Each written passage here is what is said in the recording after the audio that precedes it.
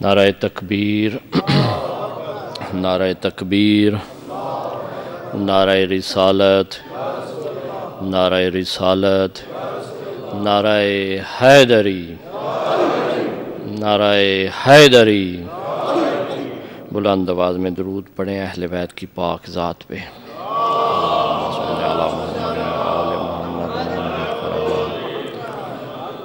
اعوذ باللہ من الشیطان اللعین الرجیم،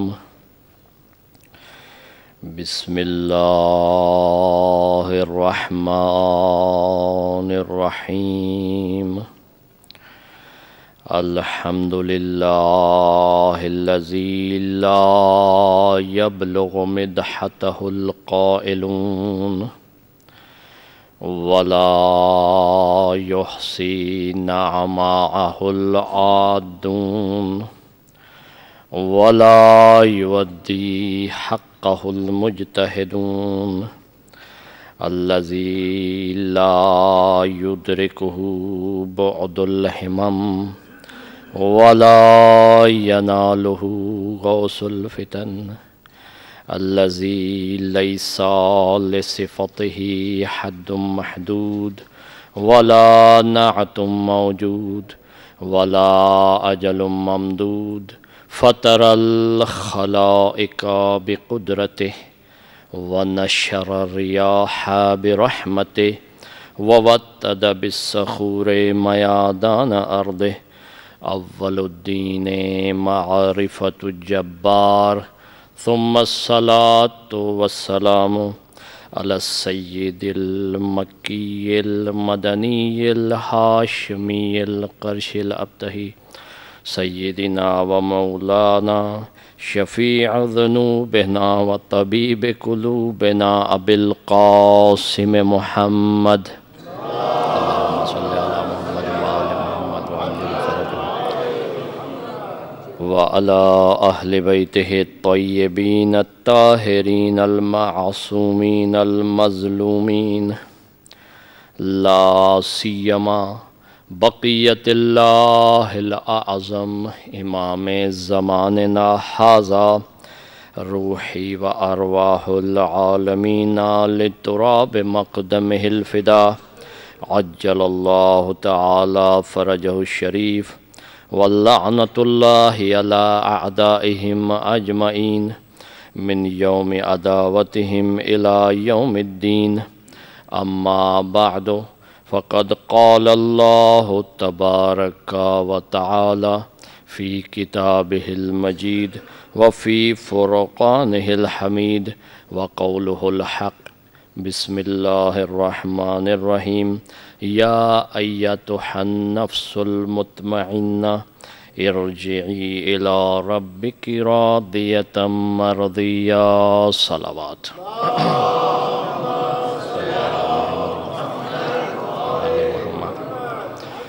محترم سامعین، اہل ولایت و مودت و محبت، عشرہ زینبیہ کی یہ تیسری گفتگو ہے حسین و حسینیت کے عنوان کے تحت۔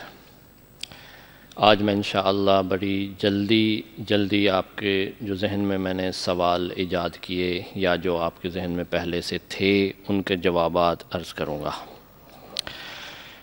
شرط یہ ہے کہ آپ میرا ساتھ دیتے رہیں اور جتنی اسپیڈ کے ساتھ میں چلنا چاہتا ہوں آپ میرے ساتھ چلتے رہیں تاکہ اس سفر کو جلدی سے طے کریں۔ سوال یہ پہلا جو میں نے آپ کی خدمت میں عرض کیا تھا اس کو دہرا رہا ہوں، صرف سوال کو 1-2 منٹ میں، کہ ہم یہ واقعہ 1300 کچھ سال بعد کیوں مناتے ہیں؟ کوئی بھی آپ سے پوچھ سکتا ہے، خود آپ کی نئی جنریشن کے ذہن میں یہ سوال بھی ہو سکتا ہے کہ ہم کیوں یہاں آتے ہیں، کیوں وقت دیتے ہیں، کیوں پیسہ صرف کر رہے ہیں، کیوں مثلا یہاں پہ اتنی محنت کوشش کر رہے ہیں۔ پوری دنیا جو ہے کسی کے پاس کوئی ایسا سسٹم نہیں ہے، کبھی کبھی کوئی مجلس میں چلا جاتا ہوگا، کبھی کبھی کوئی جو ہے کسی مراسم میں کسی محفل میں چلا جاتا ہوگا، تو ہم کیوں 2 مہینے 8 دن متواتر اور اس کے علاوہ پورا سال جن ممالک میں جو ہے وہ زیادہ آسانی ہے جیسے پاکستان انڈیا ہے تو اس میں چلتا رہتا ہے یہ سلسلہ، شب جمعہ بھی یہ سلسلہ چلتا رہتا ہے، کیوں ہم اس صف اضحیٰ کو بچھاتے ہیں خاص طور پر محرم میں؟ بلند آواز میں درود پڑھیں تاکہ میں آپ کی خدمت میں جواب دے سکوں۔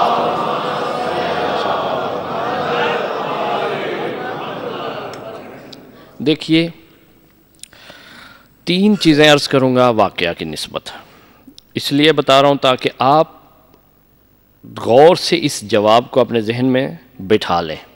آپ آفس میں کام کرتے ہیں، آپ کے بچے اسکول جاتے ہیں، یونیورسٹی پڑھتے ہیں، کالج میں پڑھتے ہیں، کلاس میں پوچھتے ہیں، جہاں بھی، کیونکہ جہاں بھی ہم معاشرہ ہمارا ایک ہے اور جہاں بھی ہم جاتے ہیں وہاں پہ ہم سے یہ سوال ہو جاتا ہے۔ مجھ سے بڑی دفعہ سوال ہوا کہ آپ کہاں جا رہے ہیں؟ بتا دیں مجلس پڑھنے جا رہے ہیں۔ بھائی کیوں جا رہے ہیں جی؟ کیوں مجلس کرتے ہیں آپ؟ کیوں آپ غم مناتے ہیں؟ کیا مسئلہ ہے آپ کا؟ تو کسی سے بھی ہر فیلڈ کے فرد سے یہ ہو سکتا ہے سوال۔ یہ مسلم بھی سوال کر سکتا ہے، غیر مسلم بھی کر سکتا ہے، شیعہ بھی کر سکتا ہے، غیر شیعہ بھی کر سکتا ہے، کسی کے منہ میں بھی یہ سوال آ سکتا ہے۔ لیکن یہ ساری چیزوں سے ہٹ کے جو میری خواہش ہے وہ یہ ہے کہ ہمارے نوجوان جو ہیں اس صف اضحیٰ پہ، کل بھی میں نے عرض کیا تھا کہ اس کی اہمیت کو سمجھ کے آئیں، ایسے نہ آئیں، مجبوری سے نہیں آئیں، رسم کے طور پہ نہیں آئیں۔ ایسا نہ سوچیں کہ یہ ایک رسم ہے، ہمارے بزرگوں نے، آباء و اجداد نے ہمارے اوپر ڈال دی ہے تو وہ اس وقت سے قدیم الایام سے چلی آ رہی ہے تو ہم اس کو آگے لے کے چلیں گے۔ رسم نہ کریں۔ اسی طرح اس کی جب اہمیت کو وہ سمجھ کے یہاں آئے گا نوجوان یا کوئی بھی شخص مومن یا مومنہ، تو اس وقت یہاں سے وہ وہی لے کے جائے گا جس نیت سے آیا وہ۔ یہ لازمی بات ہے۔ کہتے ہیں کہ عملوں کا دار و مدار کس پہ ہے؟ نیتوں پہ ہے، حدیث ہے۔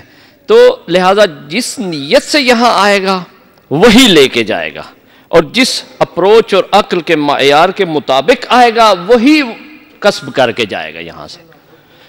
لہٰذا اس کو آپ ذہن میں بٹھا لیں، جواب کو اچھے طریقے سے دیکھیں کہ آپ یہ کہیں گے اپنے آپ سے یا کسی غیر سے جو بھی سوال کرے کہ دیکھ پوری دنیا میں تاریخ میں واقعات گزرے ہیں، بہت سے واقعات گزرے ہیں، اور ہر ملت، ہر مذہب، ہر ملک کے لوگ اس واقعات کو دہراتے ہیں، بیان کرتے ہیں۔ اس کی میں مثال دینے لگا ہوں کہ گھر سے لے کر پوری دنیا کے جو بڑی بڑی جگہیں ہیں جہاں لوگ جمع ہو کے بیٹھتے ہیں، سب جگہوں کی ایک ہی مثال ہے۔ گھر سے آپ دیکھ لیں کہ آپ بچپن میں جب گھر شام بیٹھتے تھے کھانے کے بعد یا پہلے والدین کے ساتھ، بزرگوں کے ساتھ، تو بزرگ آپ کو فلسفہ سناتے تھے؟ نہیں۔ کیا سناتے تھے؟ کہ آپ کو محلے کے، گلی کے، خاندان کے، اپنے بزرگوں کے یا کسی کے بزرگوں کے یا کسی بڑے لوگوں کے یا ہسٹری میں جو لوگ نامدار افراد گزر چکے ہیں ان کی باتیں سناتے تھے، قصے سناتے تھے، کہانیاں سناتے تھے۔ آپ کو بہت سا علم جو نہ کتابوں سے ملا ہوا ہے، نہ کسی سی ڈی، نہ کسی عالم، آپ کو کہاں سے ملا ہے؟ بہت سا علم جو آپ کے ذہن میں ابھی نقش ہے، موجود ہے، وہ ملا کہاں سے ہے؟ گھر میں رات کو بیٹھ کے والدین نے جو قصے، کہانیاں بزرگوں نے سنائے ہیں اس سے آپ کو ملا۔ یہ بہت سے، سب کے پاس ہے یہ۔ اور یہ یاد رکھیں یہ ایک معاشرے میں نہیں ہے ایسا، یہ تقریباً سب معاشروں میں ایسا ہے، تمام سوسائٹیز میں، چاہے ویسٹرن لے لیں چاہے ایسٹرن لے لیں، تب سب میں یہ موجود ہے۔ لہٰذا واقعہ چاہے اچھا ہو یا برا ہو اس کی ابھی بحث نہیں ہم کر رہے، تمام واقعات کو بیان کیا جاتا ہے۔ جس نے کوئی واقعہ انجام دے دیا ہوتا ہے وہ بھی بیان کرتا ہے۔ بعض اوقات انسان خدا نہ کرے اپنے جو شکست کے واقعات ہیں وہ بھی بیان کرتا ہے، اپنے فتح کے واقعات بھی بیان کرتا ہے، اپنی خوبیوں کے واقعات بھی بیان کرتا ہے، اپنی خامیوں کے واقعات بھی بیان کرتا ہے۔ کسی کے معاشرے میں جو بڑے افراد گزرے ہوتے ہیں ان کی بھی خوبیوں خامیوں دونوں کو واقعات کو انسان ڈسکس کرتا ہے۔ یہ ایسا نہیں ہے کہ کسی ایک ملت میں نہ ہو، کسی بھی کوئی بھی ایسی ملت نہیں، میں گارنٹی کے ساتھ کہہ رہا ہوں کہ جن کے پاس اس طرح واقعات بیان نہ ہوتے ہوں۔ آپ دیکھ لیں معاشرہ صرف بدلتا ہے، طریقہ بدلتا ہے. پہلے گھروں میں بیٹھتے تھے، تو اب کیونکہ کمپیوٹر کا دور اور اپنے اپنے کمروں میں جا کے فیس بک پہ پڑھتے ہیں. بات وہی ہے، فرق نہیں ہے. وہ تھا کہ بزرگوں سے ملتا تھا، اب کیا ہے فیس بک پہ دیکھ لیتے ہیں وہ کہ فلاں جگہ یہ ہوا ہے، فلاں جگہ یہ ہوا تھا، فلاں جگہ یہ مسائل تھے. تاریخ کے بھی دیکھتے ہیں اور عصر حاضر کے بھی. اب دیکھیں کہ یہ سب چیزیں سب معاشروں میں ہیں. توجہ فرمائیے گا. اب واقعہ بیان کرنا اسی طرح قرآن نے بھی کیا ہے. قرآن نے بھی سیم اسی طرح بہت سے واقعات جو قصص انبیاء جسے آپ کہتے ہیں، انبیاء کے قصے، بنی اسرائیل کے قصے، پچھلے انبیاء نے جو جو کارنامے انجام دیے، جو پچھلی ملتوں نے کارنامے انجام دیے، وہ سب کچھ اس میں موجود ہے. یہ طریقہ خدا کا بھی ہے، صرف عوام کا نہیں ہے. خدا نے بھی اسی روش کو اپنایا کہ جو واقعات ہیں گزشتہ ان کو بیان کیا ہے. واقعہ کو کیوں بیان کیا جاتا ہے؟ وجہ کیا ہے اس کی؟ وجہ یہ ہے، پتہ یہ چلا، پہلی بات ہماری ثابت ہو گئی کہ ہر معاشرے میں آپ نے یہ کہنا ہے کہ کسی نہ کسی واقعہ کو ضرور ڈسکس کرتے ہیں. اس سے سب اتفاق کریں گے. دوسری بات کہ واقعہ کیوں بیان کیا جاتا ہے؟ اس لیے کیا جاتا ہے کہ اس کے اچھے پہلوؤں سے فائدہ حاصل کیا جائے اور برے پہلوؤں سے عبرت حاصل کی جائے. اچھے پہلوؤں سے فائدہ لیا جائے اور برے پہلو جو ہیں اس کے عبرتناک جو ہیں، المناک جو ہیں، ان سے عبرت لی جائے، ان سے بچا جا سکے. اچھے پہلوؤں کو اپنایا جا سکے، برے پہلوؤں کو چھوڑا جا سکے، نقصان سے بچا جا سکے. یہ اس لیے واقعہ بیان ہوتا ہے. ایک وجہ ہے. دوسری وجہ کیا ہے کہ اس واقعہ میں جو افراد ہوتے ہیں، یعنی جو شخصیات ہوتی ہیں، جو ان کے سمجھ لیں کہ کام کرنے والے اس واقعہ کے مین افراد ہوتے ہیں، چاہے وہ دوست ہوں یا دشمن ہوں، دونوں کردار موجود ہوتے ہیں. وہ دونوں کے بارے میں آپ پڑھتے ہیں. پھر ایک تو ایک واقعہ پڑھا آپ نے اور ایک پھر اس شخصیت کے بارے میں. مثلا آپ کے والد نے کہا کہ فلاں ہمارے محلے میں فلاں میاں صاحب تھے، فلاں چودھری صاحب تھے، فلاں بزرگ تھے، تو آپ فوراً پوچھتے ہیں وہ کون تھے، کیسے تھے، کیا کرتے تھے، اعمال کیسے تھے، ان کے کردار ان کا کیا تھا، یہ آپ پوچھتے ہیں. پتہ یہ چلا جب بھی واقعہ بیان ہوگا کوئی بھی، اس کے افراد ڈسکس ہوں گے، ان کے افراد کا تعارف ہوگا، ان کے افراد کے بارے میں آپ تحقیق کریں گے. جیسے قرآن کریم نے جب بھی بنی اسرائیل کا ذکر کیا ہے، موسیٰ کا بھی ذکر کیا ہے، فرعون کا بھی ذکر کیا ہے. موسیٰ کا بھی ذکر کیا ہے اور فرعون کا بھی ذکر کیا ہے، یعنی دونوں کردار وہاں آ جاتے ہیں. جب آدم علیہ السلام کا ذکر آتا ہے تو فرشتوں کا بھی ذکر آ جاتا ہے اور شیطان کا بھی ذکر آ جاتا ہے. پتہ چلا آپ کو؟ توجہ ہے نا؟ پتہ چلا واقعہ جب بیان ہوگا، پہلا تو خود اس واقعہ کی اہمیت، دوسرا جو اس میں افراد موجود ہیں تو ان کے بارے میں آپ دیکھتے ہیں. کیوں ان کے بارے میں پڑھتے ہیں؟ پھر سوال ہے وجہ کیا ہے؟ دو اس کی وجہ ہیں. ایک وجہ یہ ہے کہ اس فرد کے لیے ملتوں کو کیا ملتا ہے؟ فائدہ. جیسے آپ کوئی بھی سائنس کی کتاب اٹھا لیں، کسی بھی فن کی کتاب اٹھا لیں، شروع میں جو حصہ ہوتا ہے وہ کیا ہوتا ہے کہ اس فن کے نامدار افراد کا ذکر ہوتا ہے، جنہوں نے اس فن میں کام کیا ہوتا ہے. اگر سائنس کھول لیں تو سائنسدانوں کا ذکر ہوتا ہے کہ یہ فلاں سائنسدان گزرا، اس سال میں گزرا، اس نے یہ ایجاد کیا تھا، اس نے یہ تھیوری دی تھی، نیوٹن کی تھیوری ہے مثلا، پھر آئنسٹائن کی تھیوری ہے مثلا، ہیگل کی تھیوری ہے، جارج بارکل کی، یعنی ساروں کی تھیوریاں بیان کی جاتی ہیں. اس میں خاص طور پہ شروع میں ان کی تاریخ چھوٹی چھوٹی لکھی جاتی کہ یہ فلاں تھا، یہ فلاں تھا. یہ کیوں لکھی جاتی ہے؟ اس لیے آپ کو وہ بتایا جاتا ہے شروع میں، تاکہ آپ سائنس پڑھ رہے ہیں یہاں رک نہ جائیے گا، ان کو پڑھ کے ترقی کیجئے گا.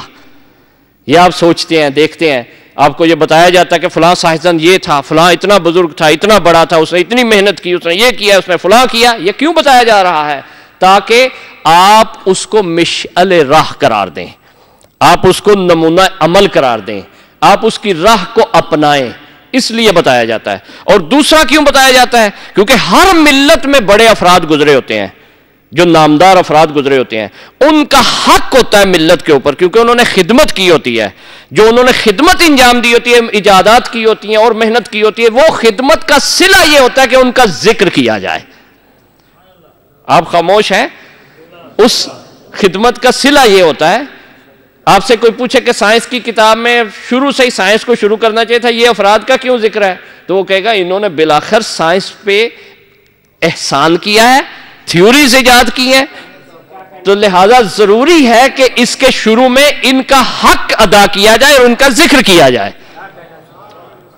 وہ یہ کہے گا، یہ آپ کو جواب دے گا، تو آپ بھی یقیناً کہیں گے کہ ہاں حق بنتا ہے کہ جس نے اتنی محنت کی، جس کے تھیوریز کی کتاب پڑھ رہا ہوں، اس کا اتنا تو حق بنتا ہے نا کہ اس کا ذکر کروں۔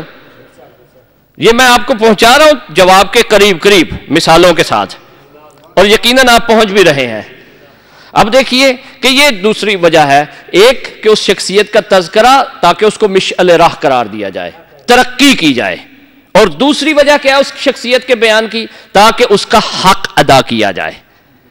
یہ تین چیزیں اب آپ نے ذہن میں رکھ لینی ہے، میں اس کو صرف ایک جملے میں ریپیٹ کر رہا ہوں۔ ایک کہ ایک واقعہ کو بیان کرنا، اس کو زندہ رکھنا ہر معاشرے میں ہے۔ دوسرا کیوں ہے؟ تاکہ اس واقعہ سے اچھے پہلوؤں سے فائدہ لیا جائے، برے پہلوؤں سے بچا جا سکے۔ اس میں شخصیات ڈسکس ہوتی ہیں، وہ کیوں ہوتی ہیں؟ اس لیے تاکہ ان کا ایک حق ہے ملت پہ وہ ادا ہو جائے، اور دوسرا ان کو مشعل راہ قرار دے کے، آئیڈیل قرار دے کے ترقی کی جا سکے۔ یہ تین باتیں آپ کے خلاصہ میں نے کر دیا، یہ آپ کے ذہن میں بیٹھ، یہی آپ نے بیان کرنا ہے۔ کہیں کہ دنیا حق رکھتی ہے کہ وہ واقعات کو بیان کرے، جس کی اپروچ جتنی ہوتی ہے، جتنی عقل جتنی ہوتی ہے، جس کا جتنا شعور ہوتا ہے، جتنا ذوق ہوتا ہے، اس کے مطابق وہ واقعہ ڈسکس کرتا ہے۔ یہ یاد رکھیں آپ کہ فرض کریں آپ بیٹھے ہیں تو محفل لگی ہوئی ہے، کبھی کبھی ایسا ہوتا ہے ہمارے درمیان، ایک آدمی جو ہے نا وہ بہت ہی ڈاؤن سی بات کر دیتا ہے، تو کہتے ہیں یہ کیا بات کی ہے تم نے، یہ کرنے والی بات تھی کوئی؟ کیونکہ اس کی عقل اتنی ہے، شعور اتنا ہے، اس نے آپ کے اپنی طرف سے تو بہت بڑی بات لا کے سنائی ہے آپ کو، لیکن کیا ہوا ہے؟ آپ نے دیکھا کہ وہ بات آپ کے لیے بالکل بیکار تھی، فضول سی، کیونکہ آپ کے عقلی معیار بہت بلند تھا، اس کا بہت ڈاؤن تھا۔ بات اس نے بیان ضرور کی ہے لیکن معیار آپ کا نہیں تھا۔ ہم بھی یہ کرتے ہیں کہ ہم بھی واقعہ بیان کرتے ہیں، لیکن وہ واقعہ بیان کرتے ہیں جو تاریخ میں اس کے علاوہ نہیں ملتا۔ کربلا کے علاوہ ایسا واقعہ تاریخ میں موجود نہیں ہے۔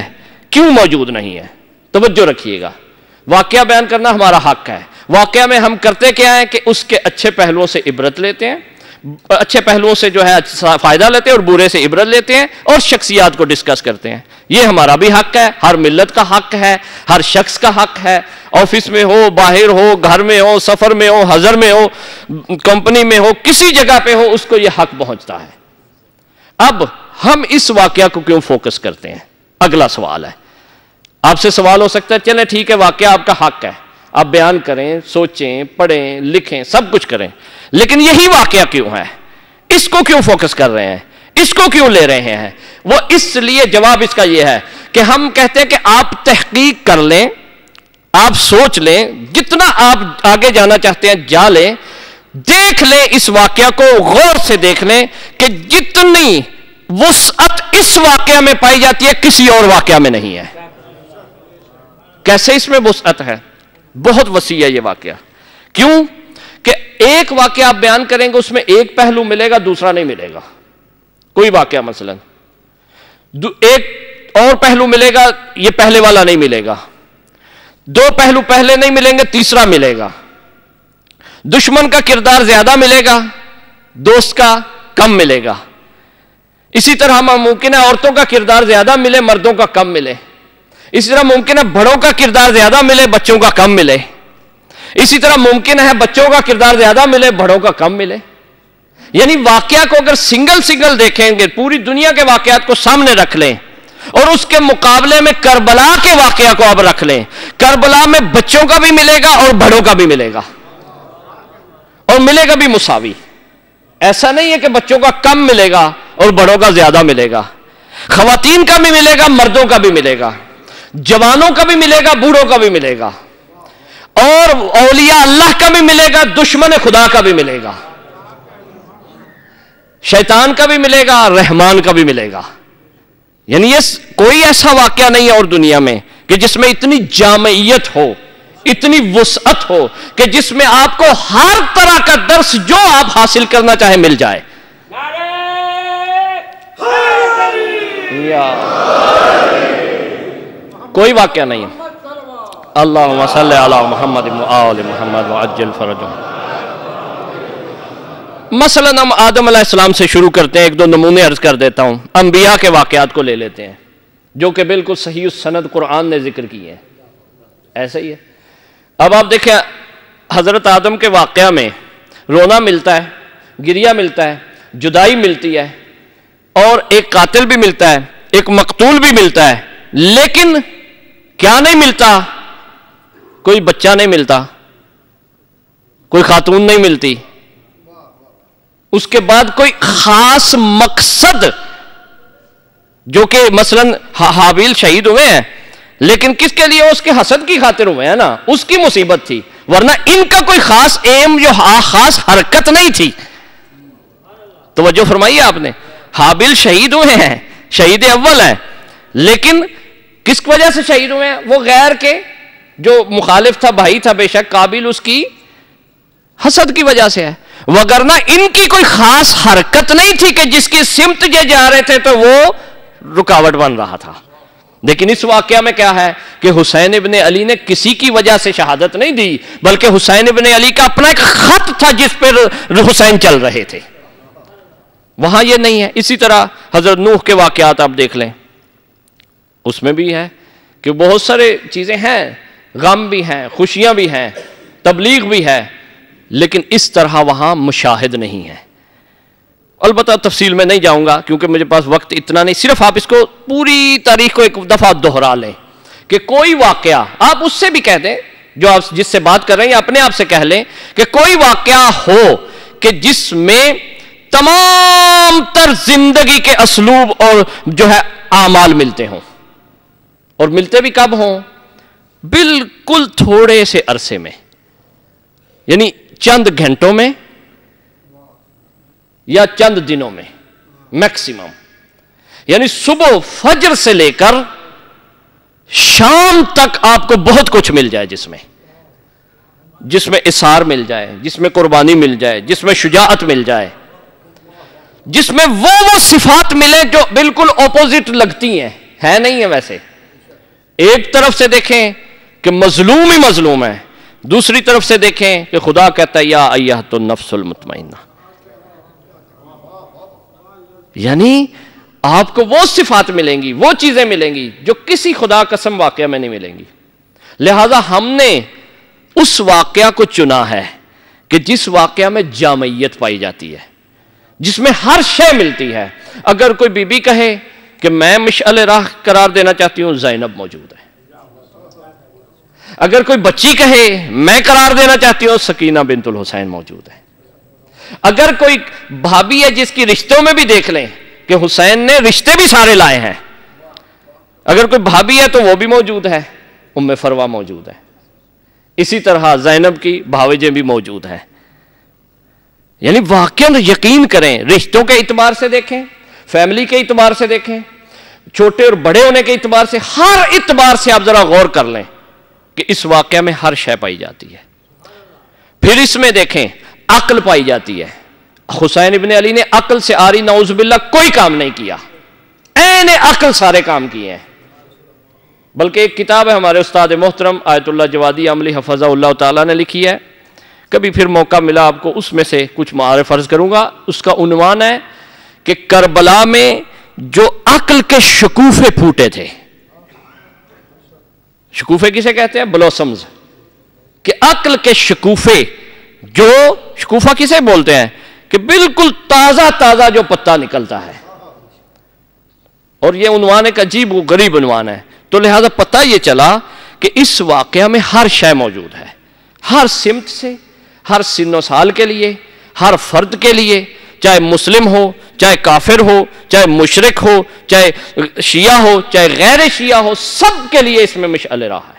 اور آج دیکھ لیں, اس کی دلیل دینے لگا ہوں, تھوڑا سا اپنی ہوش کو زیادہ کریے گا کہ جب بھی کسی پہ ظلم ہوتا ہے, چاہے حق پہ ہو چاہے باطل پہ ہو, تو وہ کربلا اپنے آپ کو کہتا ہے. آپ کے ذہن میں خبریں شاید نہیں ہیں, 1-2 سال پہلے یا چند سال پہلے کوئی مسائل ہوئے تھے تو اس وجہ سے کچھ ملت اپنے آپ کو مظلوم بتا رہی تھی، پاکستان کی بات کر رہا ہوں، تو اس وقت انہوں نے حتیٰ کہ کربلا کو ان کا نظریے میں نہیں تھا، لیکن انہوں نے کہا تھا کہ ہمارے بھی ادھر کربلا برپا ہو گئی ہے. پتہ نہیں آپ کے ذہن میں ہے یا نہیں ہے. مومن کی صفات میں سے ایک یہ ہے کہ وہ عصر حاضر کے تمام مسائل کو ذہن میں رکھتا ہے اور اس سے ترقی کرتا ہے. لہذا آپ سوچیں گے تو آپ آ جائے گا اسلام آباد ذہن میں لائیں آپ. تو آپ دیکھیں کہ جو بھی شخص جس وقت بھی پیاس میں مبتلا ہوتا ہے تو محاورہ بن جاتا ہے کربلا ہو گئی ہے. مصیبت میں مبتلا ہوتا ہے تو کیا کہتا ہے کربلا ہو گئی ہے. اور جب بھی کوئی بھی شخص ظلم کی بات کرتا ہے کہ کتنا ظلم ہوا تو کہتا ہے کربلا تو بپا نہیں نہ ہو گئی. یعنی دیکھ لیں آپ کہ دونوں طرف اگر مظلومیت کی بات آئے تو تب اس کی مثال، اگر ظلم کی اس طرف سے بات آئے تو تب اس کی مثال، اگر شجاعت کی بات آئے تو تب اس کی مثال، اگر فداکاری کی بات آئے تو تب اس کی مثال، اگر عرفان کی بات آئے تو اس کی آخری رات کی تسبیحات کی صدا، اگر عقل کی بات آئے تو حسین ابن علی نے سب کو عقل و شعور، اگر اختیار کی بات آئے تو اصحاب کا اختیار، اور اگر جو ہے بچوں کی فداکاری کا وقت آئے تو بچے کہتے ہیں کہ میں پہلے پانی آپ کو دوں گی بعد میں اپنے بھائی کو دوں گی. اب دیکھیں کہ ہر شے میں، میرے پاس وقت نہیں کہ میں اس کو ایک ایک چیز کو ہائی لائٹ کروں، صرف آپ کو اشارہ دے رہا ہوں کہ اس واقعہ میں اتنی جامعیت پائی جاتی ہے. اسی لیے ہم اس واقعہ کو مناتے ہیں تاکہ ایک تو اس واقعہ کو ہم سامنے رکھ کے اس کے جو اچھے پہلو ہیں اس سے ہم فائدہ حاصل کر سکیں اور جو برے پہلو ہیں اس سے ہم عبرت حاصل کر سکیں. جو دشمن کا کردار ہے ہم اس سے بچ سکیں، جو حسین ابن علی کا کردار ہے ہم اپنا سکیں. ایک یہ اس کا.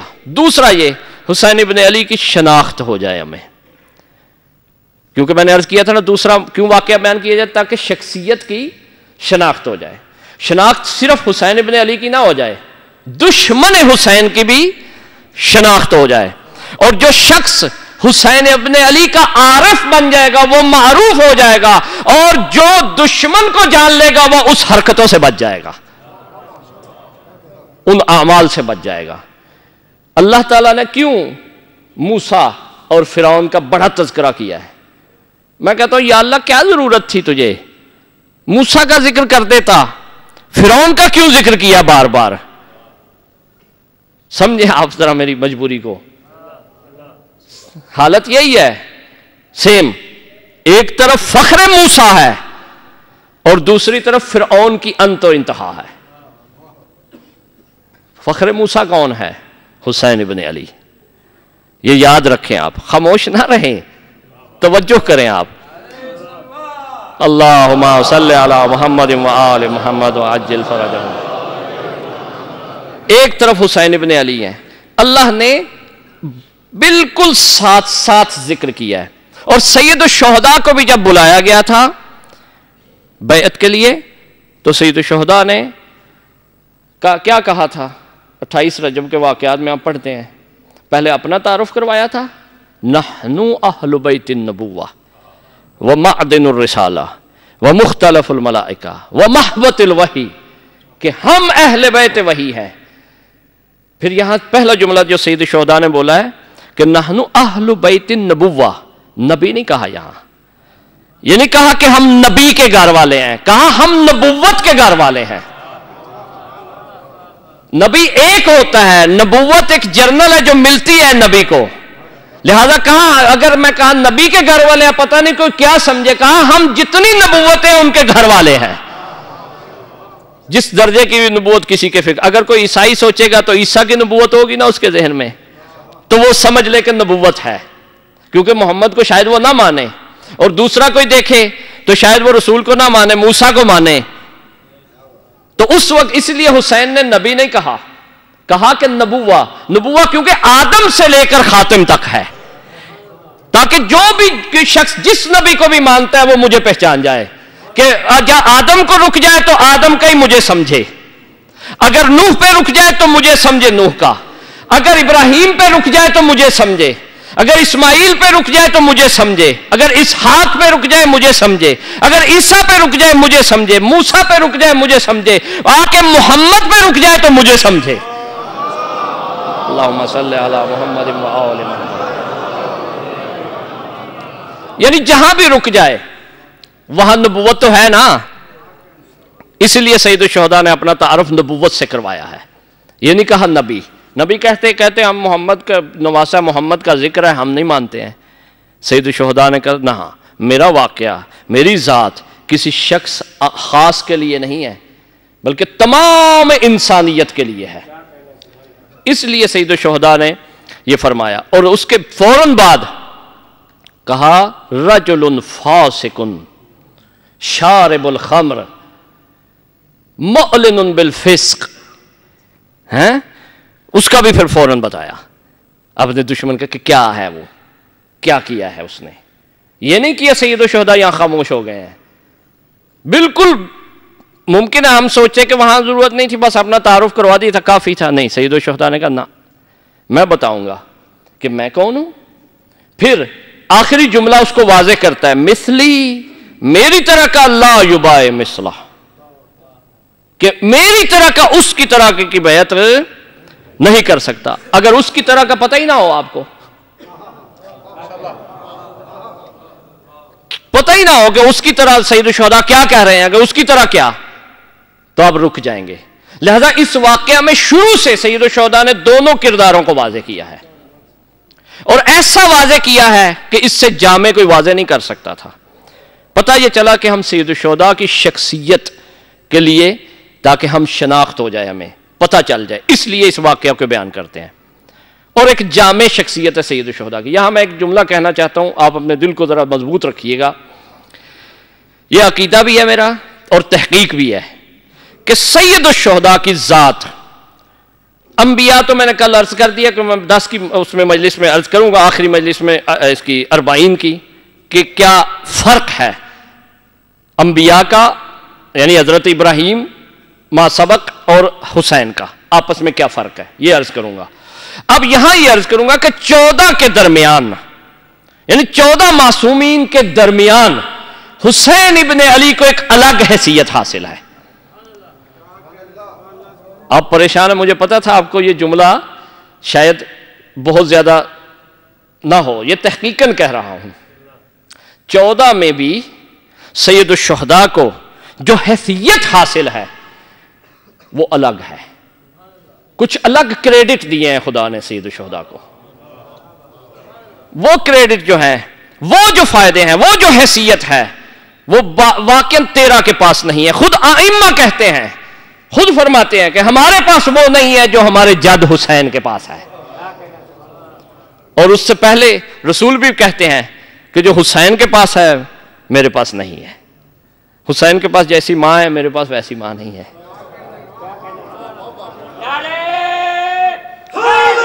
یا علی، حسین کے بابا جیسا میرا بابا نہیں، ٹھیک ہے محترم ہے، احترام ہے، لیکن علی جیسے تو نہیں ہے نا۔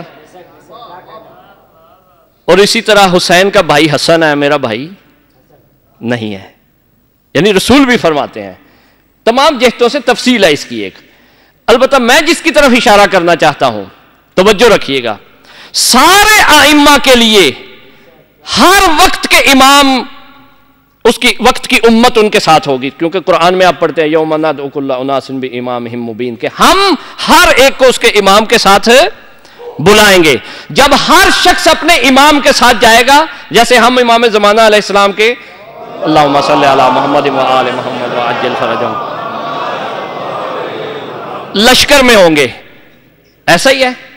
لیکن یہ سارے اپنے اپنے امام کے لشکر، ابو بصیر مثلا امام صادق کے لشکر میں ہوں گے، اپنے اپنے زمانے کے امام کے لشکر میں ہوں گے، لیکن سارے اکٹھے جو ہے حسین ابن علی کے لشکر میں بھی ہوں گے۔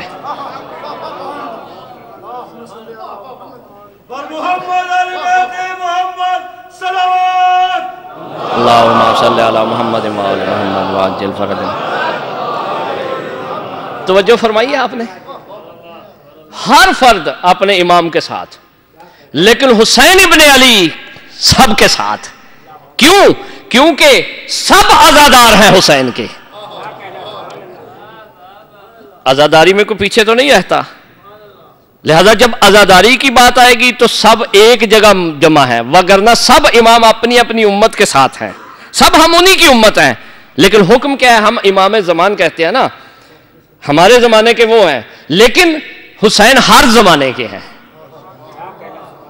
یہ فرق ہے، یاد رکھیں، توجہ کریں اس پہ. پھر اس کے بعد عرض کرتا ہوں کہ اللہ تعالیٰ نے جنت کے دروازے رکھے ہیں ہر امام کے لیے کہ اپنی امت کو، اپنی ملت کو، اپنے ماننے والوں کو داخل کر لینا، اپنے زمانے والوں کو داخل کر لینا. لیکن حسین ابن علی کے لیے، اپنے زمانہ والوں کے لیے ایک الگ دروازہ رکھا ہے، سب کے لیے ایک الگ رکھا ہے، جس میں سے عزادار سید الشہداء جائیں گے، جس میں ابو بصیر بھی ہوں گے، جس میں ہشام بن حکم بھی ہوں گے، جس میں میسم بھی ہوں گے، جس میں مختار بھی ہوں گے، جس میں سارے ہوں گے، جس میں یہ مالک سب ہوں گے اس میں، کیونکہ وہ سب عزادار حسین ہیں. لہذا پتہ چلا سید الشہداء کا سہم یعنی حصہ اللہ نے الگ قرار دیا ہے. یہ ذہن میں رکھیے گا، یہ میں مبالغہ نہیں کر رہا، یہ صرف 2-3 چیزیں اس لیے آپ کو بتائی ہیں تاکہ آپ کے ذہن میں آ جائے کہ سید الشہداء کا ایک الگ باب ہے. نمازیں، روزے، حج، زکوٰۃ، خمس، فروعات تمام جو ہیں وہ ایک الگ مقام رکھتے ہیں، اپنا مقام رکھتے ہیں. لیکن سید الشہداء کی عزاداری جو ہے وہ اپنا مقام رکھتی ہے، جو بقا کا باعث بنتی ہے نمازوں کی. یہ یاد رکھیے گا. یہ ممکن ہے آپ کہیں کہ یہ کیا کہہ دیا آپ نے. میں آپ سے پوچھتا ہوں کہ حر کے پاس نمازیں تھیں، روزے تھے، حج تھے، زکاتیں تھی، خمس تھا، سب کچھ تھا. 9 کی رات تک حر خالی تھا، سب کچھ رکھتے ہوئے. شب عاشور تک خالی تھا حر. کب حر کی ان ساری چیزوں نے حیثیت پکڑی؟ کب جو ہے سب کچھ ہوا؟ جب حر حسین کے دروازے پہ آ گئے.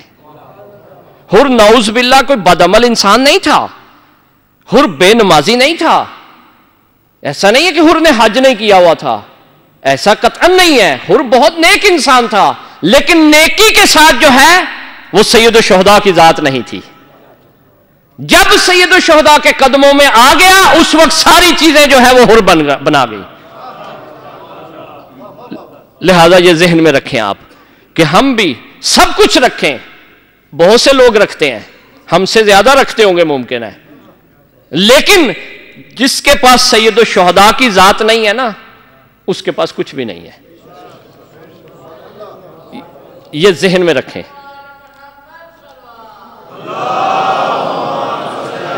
محمد وآل محمد وعجل فرجہ. لہذا سید الشہداء کی شناخت اسی واقعہ سے ہو سکتی ہے.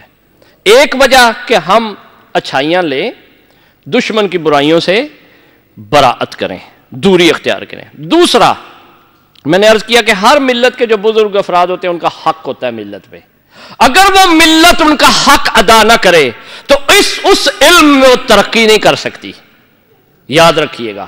اگر سائنس کا مسئلہ ہے تو اس کے سائنسدانوں کا اگر ذکر نہ ہو، تذکرہ نہ ہو، نہ لوگ ترقی کر سکتے ہیں، نہ اس کے حق تلفی کی وجہ سے برکت آ سکتی ہے. یہ یاد رکھیں. اسی طرح حسین ابن علی نے احسان کیا ہے انسانیت پہ. اگر حسین ابن علی کا تذکرہ نہ ہوا تو ایک تو حق تلفی ہو جائے گی، برکت رک جائے گی، دوسرا حسین جیسا کوئی نکل نہیں سکے گا. حسین کی راہ پہ چلنے والا کوئی نہیں آگے آ سکے گا. یاد رکھیں. لہذا ضروری ہے معاشرے کے لیے کہ اس ذکر کو کیا جائے اور بہت عالی کیا جائے. اللہ نے اسی لیے اس ذکر کو واجب قرار دیا ہے.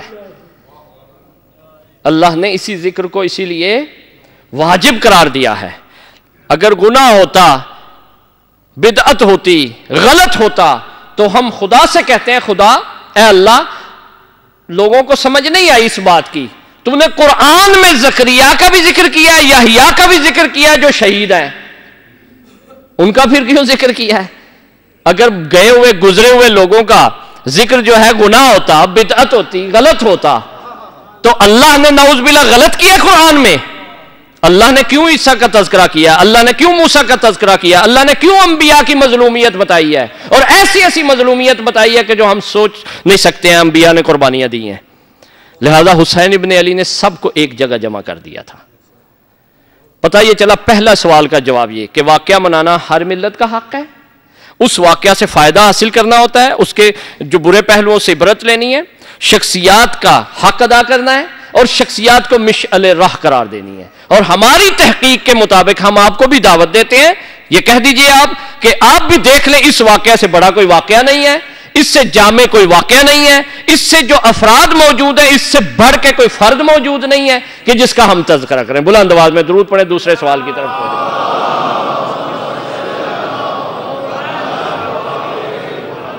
اور اگر کوئی قرآن سے ثابت کرو تو آپ کہے گا موسیٰ کا واقعہ، عیسیٰ کا واقعہ، یحییٰ کا واقعہ، زکریا کا واقعہ، حابیل کا واقعہ، قابیل کا واقعہ، سب قاتل و مقتول سب کے واقعات، دشمن کا بھی دوست کا بھی خدا نے ذکر کیا ہے.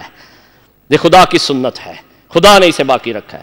آپ قرآن کھول کے دکھا دیجئے گا، قرآن میں مصائب بھی ہیں، قرآن میں فضائل بھی ہیں. ہم کہیں کہ مصائب کیوں پڑھتے ہیں؟ مصائب قرآن میں ہے. قرآن میں مصائب بلکہ ان لوگوں کے ہیں مثلا جو عرب میں جاہلیت کے زمانے میں بچیوں کو قتل کر دیتے تھے. قرآن کیا کہتا ہے بھی ای ذنب قتل، کہ کس وجہ سے ان کو قتل کیا گیا ہے. یہ جملہ مصائب کا جملہ نہیں ہے. ہم بھی پوچھتے ہیں نا کہ بھئی ای ذنب قتلت، کہ قتل الحسین، کہ کس جو ہے وہ جرم میں حسین مارے گئے. سیم وہی جملہ، یہ قرآن کا جملہ ہے، ہمارا اپنا جملہ نہیں ہے. ہم مجھے قرآن سے جو خدا جو ہے مصائب بیان کر رہا ہے، اس معاشرے میں جو بچیوں پہ گزرے تھے وہ عام تھیں، تو ہم ان بچیوں کے مصائب ذکر کرتے ہیں کہ جن کا کوئی جرم ہی نہیں تھا، خطا ہی نہیں تھی، اور وہ تو عالی تھیں، عالی النسب و حسب تھیں. لہذا پتہ یہ چلا یہ قرآن کا طریقہ ہے. اگر قرآنی جواب چاہیے تو یہ، اگر عقلی جواب چاہیے جو غیر مسلم آپ کو مل جائے تو اس کو بھی یہ بتائیں کہ آپ میں بھی عیسیٰ کی کئی فلمیں بنی ہیں جس اس پہ، ایک نہیں دو نہیں، میں نے خود کئی دیکھی ہیں جس میں حضرت عیسیٰ کے مظلومیت، آخری رات کے بارے میں بہت زیادہ مظلومیت کی فلمیں بنی ہیں. تو ان سے کہیں آپ بھی تو بنا رہے ہیں نا، آپ بھی تو بائبل کس سے بری ہوئی ہے؟ بائبل میں یہی تو لکھا ہوا ہے کہ مثلا اس وقت یہ ہوا، اس وقت یہ ہوا، ایسا ہوا، حواریوں نے ایسے کیا، انہوں نے دشمنوں نے ایسے کیا. یہ سارے اس میں بھی ان کی ملت میں بھی موجود ہیں. لہٰذا یہ اس کو میں کلوز کرتا ہوں. پہلا سوال آپ کی خدمت میں عرض کر دیا. مزید اگر کوئی گنجائش ہوئی تو آپ مجھ سے پوچھ سکتے ہیں. اگلا سوال جو بہت ہی امپورٹنٹ ہے، اس سے بھی زیادہ اہمیت رکھتا ہے، وہ یہ ہے کہ ہم اس واقعہ کو اس طرح کیوں مناتے ہیں؟ ہم کالے کپڑے کیوں پہنتے ہیں؟ اس کو تھوڑا میں اوپن کرتا ہوں سوال کو، توجہ رکھیے گا. ایک یہ کہ ہو سکتا ہے آپ سے کوئی کہے، البتہ ہمارے درمیان ایسے افراد آئے بھی ہیں تھوڑے سے جو اپنے آپ کو روشن فکر اور ماڈرن کہتے ہیں. وہ کہتے ہیں کہ ٹھیک ہے یہ واقعہ ہوا ہے، سب کچھ ہوا، منانا چاہیے. ہم اس میں کانفرنس پہ اکتفا نہیں کرتے، ای میل پہ، میسج پہ اکتفا، ایس ایم ایس پہ اکتفا نہیں کرتے. ہو سکتا ہے ہم اس کو کہیں کہ ای میل لکھ دیں، سب کو ای میل بھیج دیں جیسا کہ زمانہ چل رہا ہے. ہم ایسا نہیں کرتے، کرتے ہیں لیکن اصل میں نہیں کرتے. ہاں فرعی طور پر تھوڑی مقدار میں. اسی طرح ایس ایم ایس کر دیں، پرچہ ایک لکھ دیں اسی واقعہ کا جو میں بیان کر رہا ہوں. فرض کریں میں یہی تقریر لکھ کے تو آپ کو جتنے افراد آ رہے ہیں ادھر فوٹو کاپی کر کے رکھ دیں، آپ مسجد میں آئیں اور وہ تقریر لے کے چلے جائیں. یہ بھی طریقہ ہو سکتا ہے. جو بول رہا ہوں وہ لکھ بھی تو سکتا ہوں نا، یہ لکھ کے آپ کو دے دیا جائے. یا فرض کریں کانفرنس بلائی جائے سال میں ایک دفعہ، بس اس میں ذکر ہو جیسا کہ کیا جاتا ہے پاکستان میں، کانفرنس ہے حسین ابن علی، اس کے بعد پھر بس تمام. یہ نہیں ہم کرتے. نہ ہم کانفرنس کرتے ہیں، وہ الگ ہے، ہوتی رہتی ہے اپنی جگہ پہ تھوڑی بہت. ہم نہ مقالے لکھے جا رہے ہیں لیکن اس کو پرائرٹی نہیں ہے. اہمیت کس کو ہے؟ ایک حق نشینوں کا اجتماع ہو جس میں ایک خطیب یا ذاکر آئے پڑھے، فزیکلی آ کے پڑھے. نہیں تو انٹرنیٹ مجلسوں سے بھرا ہوا ہے، یوٹیوب بھری ہوئی ہے مجلسوں سے اور بھی، لیکن نہیں، فزیکلی آپ بھی آتے ہیں، اپنا جسمانی حضور پیدا کرتے ہیں ادھر. اور اسی طرح مرثیہ پڑھنے والا مرثیہ پڑھتا ہے، نوحہ پڑھنے والا نوحہ پڑھتا ہے، قصیدہ پڑھنے والا قصیدہ پڑھتا ہے، ماتم ہوتا ہے، یہ سب کچھ ہوتا ہے. اس کو کیوں ہم اہمیت دیتے ہیں؟ اکثر ہمارے بچے کہتے ہیں نہیں میں اب جائیں بابا میں نا یوٹیوب پہ سن لوں گا مجلس. قطعاً ایسا نہیں کرنا. جب مجلس ہو رہی ہو تو یوٹیوب پہ اکتفا نہیں کرنی، خود جانا ہے. بے شک اس سے اچھی مجلس سن رہے ہو تم، بے شک. مثلا وہ خطیب ہے، فرض کریں وہ کم علم ہے یا کم سخن ہے، تو اس کا کہیں کہ نہیں میں اس سے بڑا خطیب سننے والا ہوں. قطعاً ایسا نہ کریں. جب مجلس ہو رہی ہو تو فزیکلی جائیے. کیوں بلا؟ کیونکہ اللہ فرشتے بھی نازل کرتا ہے اس میں.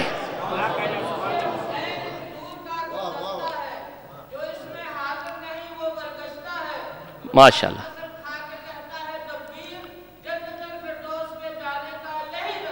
ماشاءاللہ.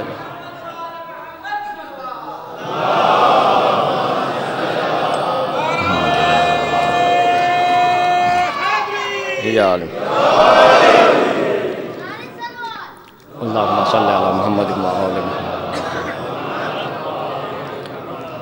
تو دیکھیے پتہ یہ چلا کہ فزیکلی کیوں ہم حضور پیدا کرتے ہیں، یہاں کیوں آتے ہیں، پھر اس پہ جناب ہم کروڑوں روپیہ لگاتے ہیں. میری تحقیق ہے کہ 10 دن ہم اپنے ملک کی بات کرتے ہیں، 10 دن پاکستان کا جو گورنمنٹ کا بجٹ ہے وہ الگ ہے اور تشیع کا بجٹ الگ ہے، جس میں نیاز ہے، جس میں جو ہے وہ نذرانہ ہے، جس میں سب کچھ شامل ہو کے اصلا انسان تصور نہیں کر سکتا. اور پوری دنیا کا آپ دیکھ لیں، اور پوری دنیا میں تمام جگہوں پہ ہر آن مجلس چل رہی ہوتی ہے. آپ آسٹریلیا سے شروع ہو جائیں تو دوسری طرف چلے جائیں غرب میں، کیونکہ وہاں سے دن شروع ہوتا ہے، دن کا آغاز ہوتا ہے تو مجلسیں وہاں سے ختم ہو رہی ہوتی ہیں، وہاں شروع ہو رہی ہوتی ہیں. یہاں غروب ہو رہا ہوتا ہے، وہاں طلوع ہو رہی ہوتی مجلس. اور یہ سرکل چلتا ہے، رکتا نہیں ہے کہیں پہ. اب آپ دیکھیں کہ یہ کیوں ہے. اس کے لیے ہم کالے کپڑے لگاتے ہیں، اس کے لیے بینر لگاتے ہیں، بینروں پہ لکھتے ہیں، مختلف رنگوں سے لکھتے ہیں. اس کا کیا فائدہ ہے، کیا وجہ ہے؟ یہ ایسا نہیں ہے کہ ہمارے بزرگوں نے لکھا تھا ہم نے بھی لکھ دیا ہے، قطعاً ایسا نہیں ہے. بالکل اس کو مت سوچئے گا کہ ایک رسم ہے تو ہم نے اس کو رسم کو ادا کیا ہے، نہیں. اس حقیقت ہے اس کے پیچھے ایک. اور اس کے بعد ہم دیکھتے ہیں کہ کانفرنس نہیں ہم کرتے، پرائرٹی نہیں دیتے، نہ مقالہ لکھتے ہیں، نہ مثلا میسج کرتے ہیں، نہ ای میل پہ اکتفا کرتے ہیں، خود آتے ہیں اور آ کے یہاں بیٹھ کے سنتے ہیں اور سن کے جاتے ہیں. اس کی کیا وجہ ہے؟ اس کا جواب عرض کرنے چاہ رہا ہوں. بلند آواز میں درود پڑھیں آپ.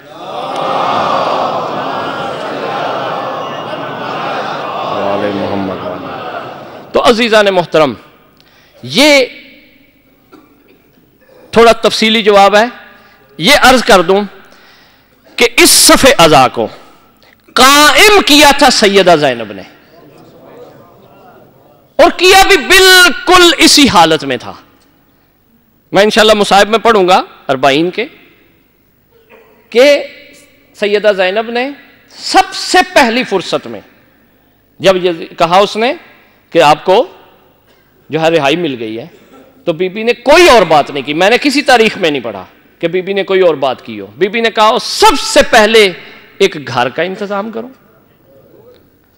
جس میں بیٹھوں، جس میں یہ بیویاں بیٹھیں، بیٹھ کے اپنے بھائی کا تذکرہ کرو. بی بی نے کرسیاں نہیں لگوائیں وہاں پہ.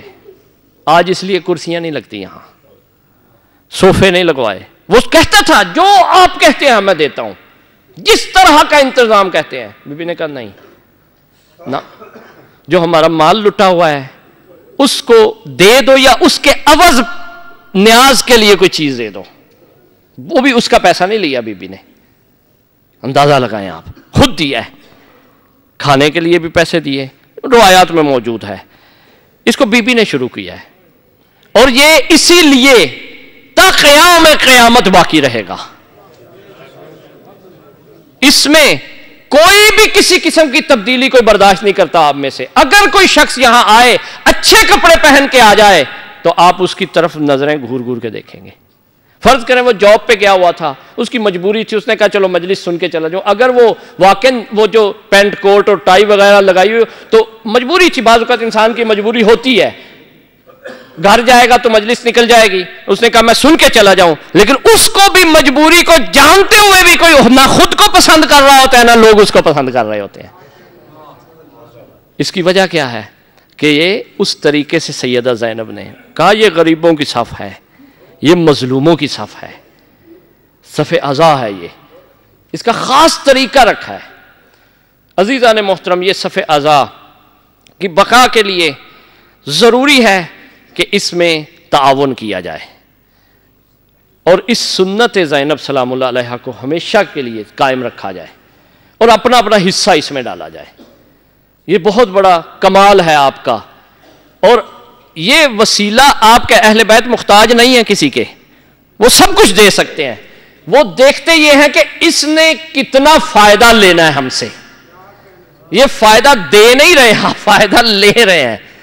لہذا دل کھول کے اگر یہ دوست جو ہیں آپ سے امام بارگاہ کے لیے، اخراجات کے لیے، یہاں کے مسائل کے لیے جو امام بارگاہ تعمیر ہو رہی ہے اس کے لیے زحمت کر رہے ہیں، آپ دل کھول کے اپنی استعداد کے مطابق جو دے سکیں ان کو دیں۔ بلند آواز میں درود بھی پڑھتے رہیں۔ اللہم صلی علی محمد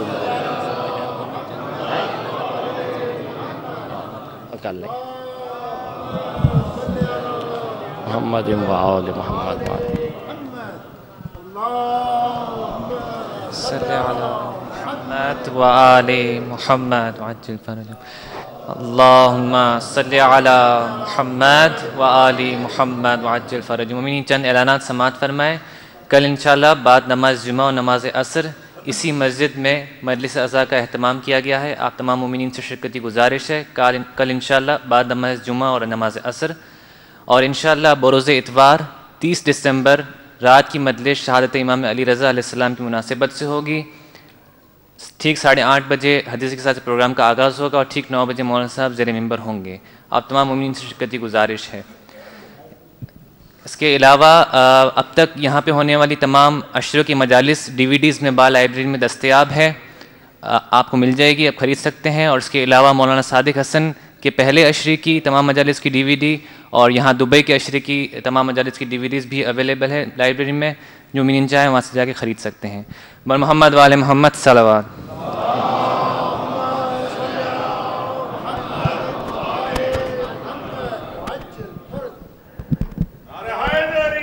یا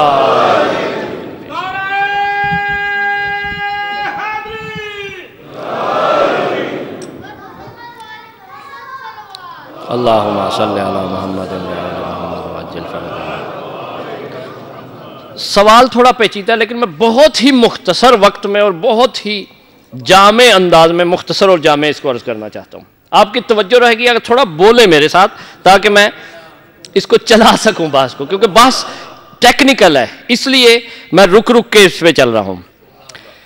توجہ رکھیں کہ ہر شے کو چلنے کے لیے 2 چیزوں کی ضرورت ہے۔ گاڑی کی مثال دے رہا ہوں، گاڑی اگر بہت مہنگی ہے، دنیا کی مہنگی ترین گاڑی ہے، آپ کے گھر کھڑی ہے، اگر اس میں فیول نہیں ہے تو کھڑی رہے گی، ایک قدم بھی آگے نہیں جائے گی۔ اور اگر اس میں فل ٹینک کروا لیں، آپ فیول کا فل کر لیں اور رات کا وقت ہو، آپ کو سفر کرنا ہے، اندھیرا ہو، تاریکی ہو، تو اس وقت اس کی لائٹیں نہ ہوں تو کیا ہوگا؟ چل سکے گی؟ وہ بھی آپ کہیں گے اس کو کھڑی رکھو، کوئی چھوٹی گاڑی لے جاؤ اس کی لائٹیں نہیں ہیں، کیوں کیا ہوگا؟ اگر لائٹیں نہ ہوئی تو وہ ایکسیڈنٹ کرے گی، حادثہ کرے گی، موت واقعہ ہو جائے گی اس سے۔ اور اگر اس میں فیول نہ ہوا تو وہ چل نہیں سکے گی۔ توجہ رکھیے گا، اسی میں حل کر کے دے رہا ہوں۔ دنیا کی کوئی چیز بھی لے لیں، اس کو ان دونوں چیزوں کی ضرورت ہے۔ آپ کو اور مجھے آنکھوں کی بھی ضرورت ہے، غذا کی بھی ضرورت ہے نا؟ ایسا فیول بھی چاہیے، نہیں تو آپ کہتے ہیں، آپ اکثر استعمال بھی کرتے ہیں جب دوپہر کے بعد تھک جاتے ہیں آفس میں، تو کہتے ہیں اب چائے اور چھوٹا ناشتہ ایک ہونا چاہیے، کہتے ہیں اب فیول ختم ہو رہا ہے۔ لہذا پتہ یہ چلا کہ فیول بھی چاہیے، انرجی بھی چاہیے، میکینیکل انرجی جسے آپ بولتے ہیں، ہر شے کو چلنے کے لیے۔ اور اسی طرح آپ کو اس کے ساتھ ساتھ آنکھیں چاہیے، رہنمائی چاہیے۔ ہم اس واقعہ کو محدود نہیں رکھتے کتابوں تک یا میسیجوں تک یا دیکھنے تک یا مثلا جو ہے کاغذوں تک، کیونکہ وہ آنکھیں تو ہیں، معرفت تو ہے اس میں، لیکن فیول نہیں ہے۔ اس میں انرجی نہیں ہے. انرجی کیسے آتی ہے؟ انرجی آتی ہے عواطف سے، احساسات سے، جس کو آپ انگلش میں ارجس کہتے ہیں، جذبات سے. اگر آپ یاد رکھیں معرفت ہو آپ کے پاس، سب کچھ ہو، لیکن انگیزہ اور جذبہ نہ ہو، آپ اٹھ نہیں سکیں گے اس کام کے لیے، حرکت نہیں کر سکیں گے. توجہ رکھیں آپ ذرا. اب دیکھیں کہ سید الشہداء کے اس معرکہ اور اس کربلا کے واقعہ کو آپ سب جانتے ہیں، سب نے پڑھا ہے، تفصیل سے پڑھا ہوگا، لیکن میسج بھی پڑھ لیں گے، سب کچھ پڑھ لیں گے، لیکن ضرورت کس چیز کی ہے؟ ایک جذبے کی. وہ جذبہ جو ہے وہ فیول کی صورت رکھتا ہے. معرفت ہے آپ کے پاس، لیکن جذبہ اس وقت تک نہیں آئے گا جب تک آپ اس واقعہ کی شبیہات کو اپنی آنکھوں سے نہ دیکھیں گے. وہ جذبہ آپ کے اندر پیدا نہیں ہوگا جب تک اس احوال کو نہیں دیکھیں گے، اس طریقے کو نہیں دیکھیں گے، اس طرح کا حال نہیں بنائیں گے، اس طرح کے اپنی حالت نہیں بنائیں گے. یوم عاشورہ آپ جب دیکھتے ہیں کہ مومن آ رہا ہے، اس کا گریبان کھلا ہے، اس کے سر میں خاک ہے، اس کی آستین چڑھی ہوئی ہے، تو آپ کو پتہ چل جائے گا کوئی غیر عادی حالت ہے اس کی کوئی مشکل ہے. اور انسان واقعاً ایسا کرتا ہے. جیسے میں ابھی تھا ادھر سوئٹزرلینڈ میں، تو ادھر ایک ہمارے میزبان تھے، انہوں نے پی ایچ ڈی کی ہوئی ہے فیس ریڈنگ پہ. کس پہ؟ فیس ریڈنگ پہ. آپ یہ یاہو میں، اسکائپ میں جاتے ہیں تو چھوٹے چھوٹے وہ بنے ہوتے ہیں جو آپ بھیجتے ہیں، اس سے کیا ہوتا ہے؟ لکھا ہوتا ہے وہ نہیں، وہ بھیجتے ہیں، پتہ چلتا ہے رو رہا ہے، پتہ چلتا ہے خوش ہے، پتہ چلتا ہے جا رہا ہے، سلام کر رہا ہے، یہ کر رہا ہے، وہ کر رہا ہے. وہ کیا ہے؟ فیس کو کارٹون چینج کرتے ہیں. بچے کس سے سمجھتے ہیں؟ بچے کارٹونوں سے سمجھتے ہیں. وہ کیا ہوتا ہے کہ اس کے صرف چہرے کو تھوڑا چینج کرتے ہیں. سمجھ گئے ہیں یا نہیں؟ تو پھر اس میں ایک جذبہ پیدا ہوتا ہے وہ جب دیکھتا ہے. ویسے اسے کہیں کہ وہ ہنس رہا ہے، ایک کیفیت ہے، جب وہ کارٹون بھیجا جاتا ہے تو اس کے اوپر ایک اور چیز گزرتی ہے. اسی طرح آپ بھی دیکھتے ہیں کہ جب آپ کو بھی سامنے فرد نظر آ جاتا ہے اس طرح کا، تو ایک اور کیفیت گزرتی ہے، پڑھتے سنتے رہے اور گزرتا ہے. لہذا اس کا واقعہ قرآن سے عرض کرتا ہوں مختصر. موسیٰ جیسا نبی جو کلیم اللہ ہے، چھوٹے موٹے نبی نہیں ہیں، اولو العزم ہیں، کہاں گئے؟ 30 راتوں کے لیے عبادت کے لیے کوہ طور پہ. واقعہ آپ کے ذہن میں ہے، طول نہیں دوں گا. جب گئے 40 راتیں ہو گئی، ساری محنت کی، عبادت کی. اللہ تعالیٰ نے آخر میں ایک بات کہی موسیٰ سے. کون کہہ رہا ہے؟ اللہ. کون؟ جس کی صداقت میں شک کوئی بھی نہیں کر سکتا. سن کون رہا ہے؟ موسیٰ. سن کون رہا ہے؟ کلیم اللہ. کہہ کون رہا ہے؟ خدا. توجہ رکھیے گا. آخر میں کہا موسیٰ عبادت بڑی کی ہے، سب کچھ کیا ہے، تمہاری قوم غسالہ پرست ہو گئی ہے، بچڑے کو پوج رہی ہے، سامری کے. موسیٰ نے سن لیا. قرآن کہتا ہے خاموش ہو گئے. کوئی اثر گزرا نہیں ہے موسیٰ پہ، کچھ بھی نہیں، کوئی ری ایکشن نہیں کیا موسیٰ نے. سنا ہے، خدا خبر دے رہا ہے، کوئی شک نہیں تھا، کوئی خبر میں کوئی گنجائش نہیں تھی جس کی صداقت میں آپ کہیں کہ موسیٰ کو اس لیے نہیں کہ شاید ایسا ہوا ہو شاید نہ ہوا ہو. نہیں، اللہ خبر دے رہا ہے. موسیٰ نے سنا، موسیٰ پہ کچھ نہیں گزرا. 40 راتیں گزری، واپس آئے، دیکھا تو اپنی قوم کو جب آنکھوں سے دیکھا، جب آنکھوں سے دیکھا کہ یہ سامری کے بچڑے کو پوج رہے ہیں، تو ایک لوح جو وہاں سے نتیجہ ملا ہوا تھا، وہ لوح کو قرآن کہتا ہے دوسری طرف ڈھیل دیا. ہارون کو جھٹکے دیے، کہا ان کو کن کام پہ لگا دیا ہے. پتہ یہ چلا کہ موسیٰ جیسا نبی جب خدا سے خبر لے، سنے تو ایک کیفیت ہوتی ہے، جب آ کے دیکھے تو ایک کیفیت ہوتی ہے.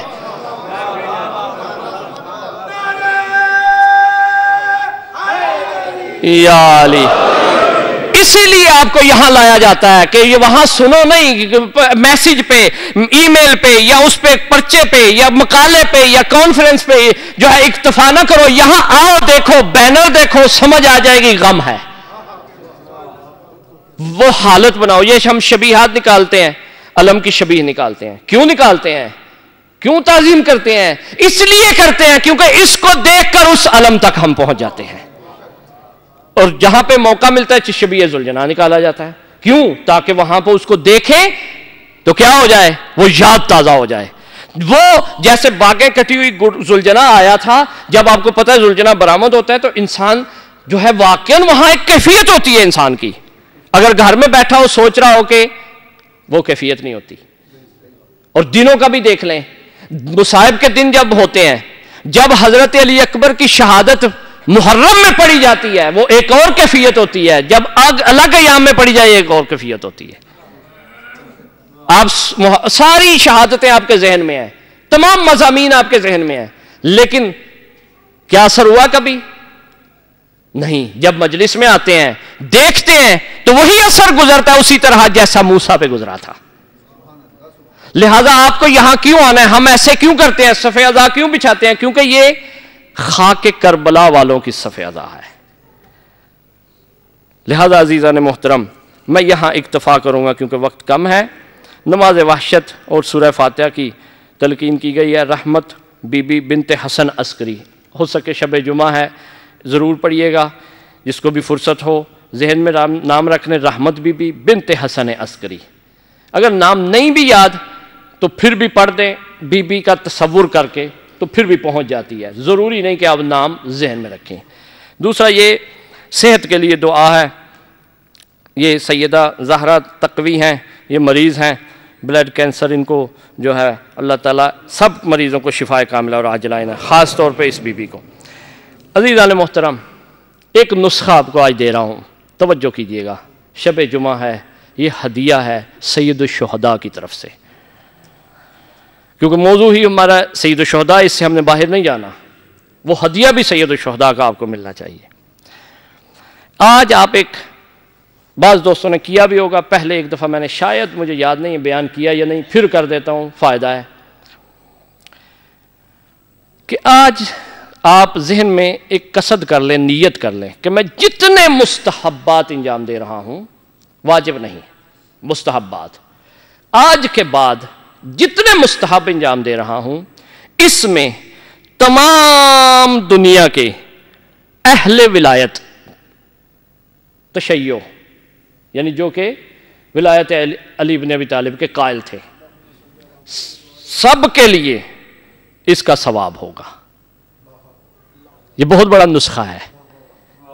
قصد کر لیں, نیت کر لیں کہ آج کے بعد جو بھی مستحب انجام دوں گا اس کا ثواب, کہوں نہ کہوں, یاد کروں نہ کروں, ذکر کروں نہ کروں, یاد ہو مجھے پتا ہو اس کا نہ ہو, پاکستان میں ہو, دوسرے ملک میں ہو, کہاں پہ بھی ہو, جو گزر چکا ہے اس کو اس کا ثواب ہو. آج ابھی آپ نیت اس کی کر لیں کہ میں آج کے بعد جو بھی مستحب انجام دوں گا وہ اس کے کھاتے میں بھی لکھا جائے جسے میں جانتا بھی نہیں ہوں, جس کے لیے کوئی پڑھتا بھی نہیں ہے, جس کو کوئی بھی نہ شاید جانتا ہو. اور وہاں اس کا کیا فائدہ ہوگا؟ اس کا کیا فائدہ ہوگا؟ اس کا فائدہ یہ ہوگا کہ ہمارے لیے بھی بہت سارے قصد کریں گے, اس طرح ہمیں بھی بہت کچھ بعد میں ملتا رہے گا. ہم جب دنیا سے چلے جائیں گے تو یہی بات آگے منتقل ہوتی رہے گی. جب وہ بھی یہ قصد کریں گے, اور ایک نہیں کرے گا, جب آپ سب کریں گے, جو جو جاتا رہے گا اس کو سب کا ثواب ملتا رہے گا. عجیب و غریب نسخہ ہے نا یہ. اور اسی طرح یہ بھی قصد کر لیں کہ اے اللہ جتنے زندہ مومنین ہیں علی بن ابی طالب کے ماننے والے ہیں, ان کے کھاتے میں بھی لکھ دینا, ان کی طرف سے بھی ہے. کیونکہ اب مستحبات میں اہل بیت نے احسان فرمایا ہے, خدا نے احسان فرمایا ہے کہ مستحبات میں گنجائش رکھی ہے کہ کوئی بھی مستحب آپ انجام دیں تو اس وقت کسی کا بھی قصد کر سکتے ہیں کہ اس کو بھی اس کا ثواب ہو. لہذا جو چلے گئے ان کا بھی قصد کر لیں, جو موجود ہیں ان کا بھی کر لیں, اور شرط یہ کریں کہ میں اس کو بولوں یا نہ بولوں, میرے ذہن میں ہو یا نہ ہو, آج میری نیت ہو گئی, میری موت تک یہ میری نیت رہے گی. اس میں یہ ہوگا جب آپ سب نیت کریں گے, اب میں نے اکیلے نے عمل کرنا تھا, مجھے ملنا تھا اس کا, اب آپ نیت کریں گے میرے لیے بھی تو کریں گے نا, میں بھی تو مومن ہوں. اب یہ ہوگا کہ یہاں اگر 100 افراد ہیں, 100 کا بھی مجھے ملے گا اور ہر ایک کو 100 کا ملے گا. یعنی یہ بہت بڑا نسخہ ہے, یہ ائمہ نے احسان فرمایا ہے کہ ایک دوسرے کو بھی, اس میں بخل نہیں ہوگا, اس میں اگر ہم نے کسی کے حق میں کوتاہی کی ہے، کسی کی غیبت کی ہے، چغل خوری کی ہے، کسی کا حق رکھا ہے، تو اس کو اس کے بدلے میں ملتا رہے گا. آٹومیٹکلی ہم مشکلات سے نکلتے چلے جائیں گے. لہذا عزیزان محترم، یہ 2 سوالوں کا جواب میں نے آج عرض کر دیا. انشاءاللہ اس کو کل مزید آگے لے کے چلیں گے. سید الشہداء کا تعارف تفصیل سے انشاءاللہ عرض کروں گا. بلند آواز میں درود پڑھیں اہل بیت کی ذات پہ. اللہم صلی علی محمد و آل محمد وعجل فرجہم.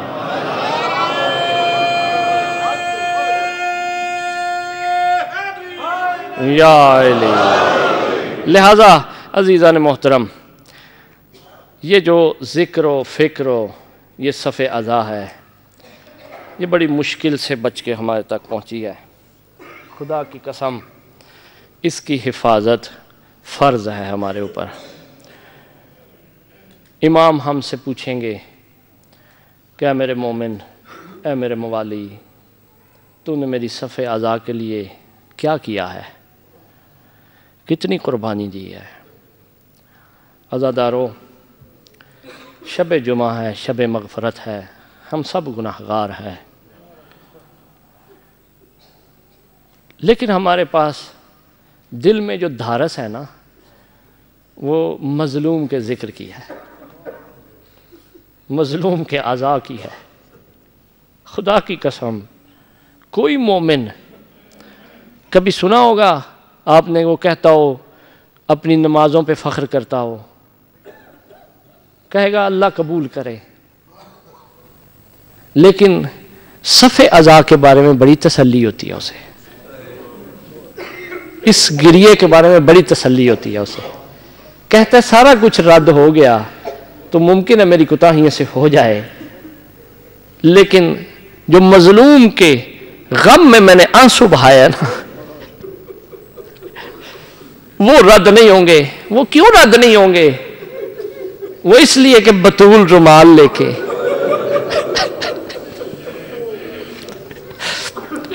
بطول کو بڑے پسند ہے یہ آنسو. عزادارو، مظلوم کے غم میں جب روتے ہو نا، بطول دعائیں دیتی ہیں آپ کو. میں نے خود روایتوں میں پڑھا ہے بطول فرد کو بھی دعا دیتی ہے. وہ کہتی ہے اللہ یہ بھی میرے حسین کے غم میں روتا تھا، یہ بھی روتا تھا، یہ بھی روتا تھا. اور اسی طرح روایتوں میں ہے پھر ایک مرتبہ بی بی سب کے لیے دعا کرتی ہے کہ یا اللہ یہ جتنے بھی بیٹھے ہوئے ہیں نا، یہ اپنی نجی زندگیوں میں بڑی بڑی کرسیوں پہ بیٹھتے ہیں، لیکن میرے بیٹے کے غم میں یہ خاک پہ بیٹھے ہوئے ہیں. میرے اللہ ان میں سے پیسے والے بھی ہیں، امیر بھی ہیں، غریب بھی ہیں، لیکن سب غریب کے غم میں بیٹھے ہوئے ہیں. سارے اپنی ذاتی حیثیتوں کو بھول کے بیٹھے ہوئے ہیں، اپنے آپ کو حسین کے دروازے کا اتنا سا خادم سمجھ کے بیٹھے ہوئے ہیں. اللہ کرے ہم حسین کے خادم بن جائے. شب جمعہ ہے، اس سے بڑی دعا نہیں دے سکتا، اس سے بڑی دعا نہیں مانگ سکتا کہ اللہ ہم سب کو خادم حسین بنائے. عزادارو، بڑا مشکل وقت گزارا ہے سید سجاد نے. شب جمعہ ہے، وہ مصائب پڑھنا چاہتا ہوں. ایک بہت بڑے ہمارے عالم ہیں، وہ گیا نا جب بقیع میں تو دیکھا کہ قبر پہ دھوپ ہے، تو 7 اور 8 سلام دیے ہیں. وہ سلام پڑھنا چاہتا ہوں سید سجاد کی قبر کی طرف منہ کر کے. کیا سلام تھے وہ، سننا غور سے. پہلا سلام عالم نے دیا ہے، مزاج بنا لینا، اگر سخت ہوا تو مجھے معاف کر دینا.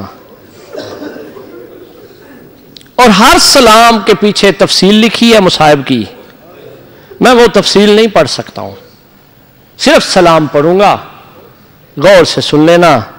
اگر تفصیل پڑھنے جاؤں تو شاید मैं भी बर्दाश्त ना कर सकूं, आप भी बर्दाश्त ना कर सको। ये ज़ैनब का हौसला था। हम सुन के बर्दाश्त नहीं कर सकते। ज़ैनब देखती रही, और मैंने खुद किताबों में पढ़ा, ज़ैनब खाली देखती नहीं, सज्जाद को हौसला भी देती रही।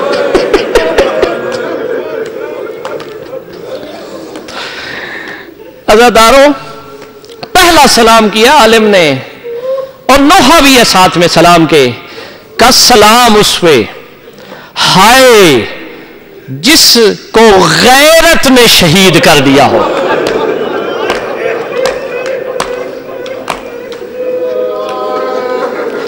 सोचो जुमले को, सलाम उस पे जो शहीद गैरत हो। कैसे गैरत का शहीद है? तवज्जो है ना आपकी? देखो कि जब भी कोई गैरतमंद हो ना, तसव्वुर नहीं करता कि उसकी किसी बीबी का कोई बलवायाम में नाम ले।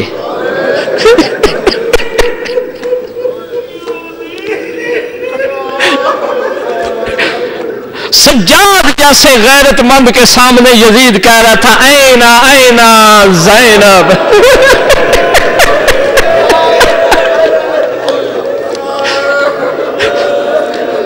ज़ैनब कहां है अली की बेटी? दूसरा सलाम जो दिया ना, अज़ादारों सुनोगे, कहते सलाम हो उस पर, हाय जिसको हैरत ने शहीद कर दिया हो, जिसको हैरानगी ने शहीद कर दिया हो। यह जुमला भी बड़ा पुरमाना है। कैसे है हैरत? शाम का बाजार है, हालत यह है कि मजलूम पूरा सर नहीं उठा सकता, कमर झुकी हुई है। जब पत्थर बरसने शुरू होते हैं ना, तो सज्जाद हैरत से कभी सकीना की तरफ देखता है, कभी फूफी ज़ैनब की तरफ देखता है, कभी हैरत से बाबा के सर को देखता है, कभी हैरत से चचा के सर को देखता है। अजरुकुम अल्लाह, अजरुकुम अल्लाह। अल्लाह आपको किसी और गम में ना रुलाए। अज़ादारों, थोड़ा सा वक्त दे दो, भीख मांग रहा हूं आपसे वक्त की, क्योंकि शब जुमा है, मेरी भी बख्शिश हो जाए, आपकी भी हो जाए। तीसरा सलाम जो किया है ना इस आलिम ने, वो सलाम सुन लेना, अपना कलेजे को थाम लेना। कहते हैं मेरा सलाम हो हाय उस पर जो कदम कदम पे ज़िबा होता रहे।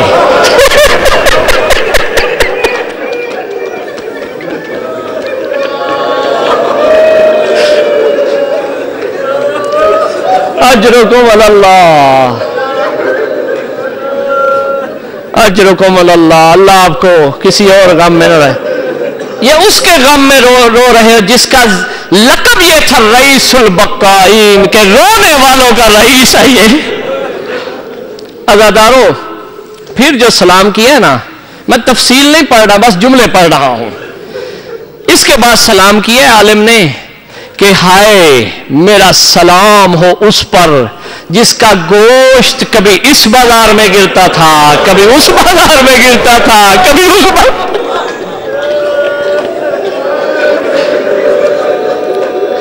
अजरुकुम अल्लाह, अजरुकुम अल्लाह, अजरुकुम अल्लाह। इससे बाद एक और बड़ा जुमला, क़यामत का जुमला सुनोगे। कहते हैं हाय मेरा सलाम हो उस पर जो बार बार रुखसारों के बल शाम की जमीन पे आ जाता था और रुखसार लगते थे। कहता था चचा अब्बास आके देखो आपके भतीजे का क्या हाल है। अजरुकुम अल्लाह,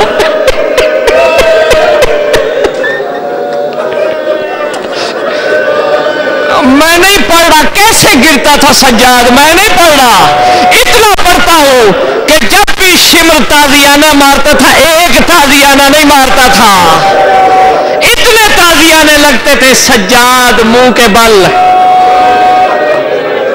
زمین پہ اجرکم اللہ، اجرکم اللہ، اللہ آپ کو کسی اور غم میں نہ رلائے، بڑی عبادت ہے خدا کی قسم، ایک ایک جملہ حقیقت کا جملہ ہے۔ عزادارو سنو گے، سانس لے لو، آپ تو پانی بھی پیو گے، حسین کا صدقہ نیاز بھی کھاؤ گے۔ عزادارو اس کے بعد جملہ ہے، توجہ کرنا جملے پہ، اگر سخت ہوا مجھے معاف کر دینا لیکن میں چھپا نہیں سکتا۔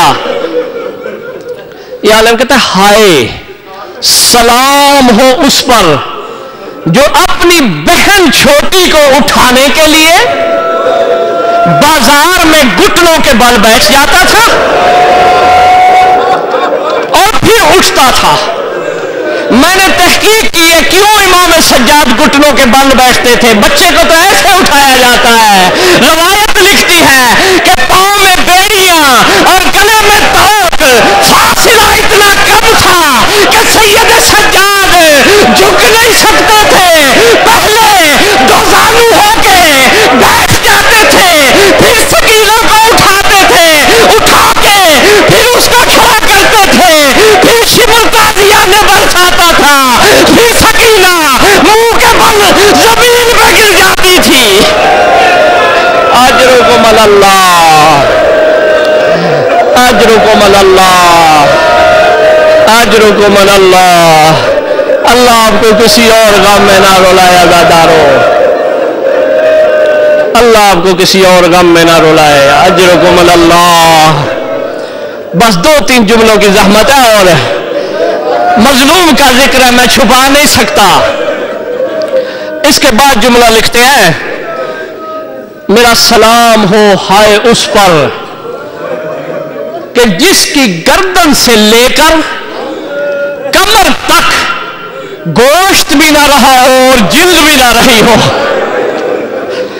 کہاں گیا تھا یہ گوشت اور جلد؟ یہ شمر کے تازیانے کھا گئے۔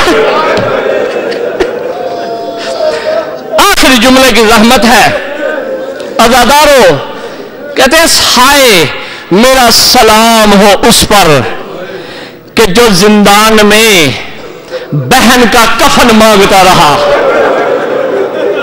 عزادارو کل میں پڑھ نہیں سکتا تھا، مومن برداشت نہیں کر رہے تھے، اتنا جملہ بولتا ہوں جب سکینہ کی روح پرواز کر گئی ہے نا بین کر کے، تو اس وقت رباب نے نبضوں پہ ہاتھ رکھا، ہاتھ رکھنے کے بعد ٹیک نگاہ کے دیوار کی رباب کہتی ہے بیبیو اصغر مجھے کربلا میں چھوڑ گیا تھا، سکینہ نے یہاں چھوڑ دیا ہے، اس کے غسل کا، اس کے کفن کا انتظام کرو۔ سجاد نے بہن کو اٹھایا، رسیاں بندھی ہوئی تھی، رسل میں پابند تھی، اسی میلے کرتے کے ساتھ، اسی جلے ہوئے کرتے کے ساتھ سکینہ کو زندان میں سجاد نے دفن کر دیا۔